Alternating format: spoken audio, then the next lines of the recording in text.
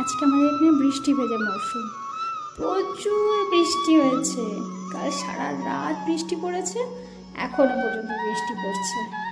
বৃষ্টির টুপটাপ শব্দ। সকালে ঘুম থেকে উঠেই দেখি চতুর্দিকে পুরো জলে ছাপিয়ে গেছে, একদম সবুজ হয়ে গেছে চারিদিকটা, সব কিছু যেন চারা দিয়ে উঠেছে। এই গরমের পর এই বৃষ্টিটা যে কী ভালো লাগছে, মানে মনে হচ্ছে যেন চির শান্তি পেলাম। প্রচণ্ড গরম ছিল আমাদের এখানে। এটা বর্ষার প্রথম বৃষ্টি, এই গরমের পর প্রথম বৃষ্টি এখানে।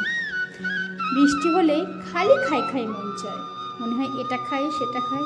বাঙালি তো খেয়েই কিন্তু শেষ। বর্ষাকালে কিন্তু বৃষ্টি পড়লেই একটু ভাজা পোড়া খাওয়ার মন হয়। শরীরে স্বাদ না দিলেও মনের শান্তি কিন্তু হয় না।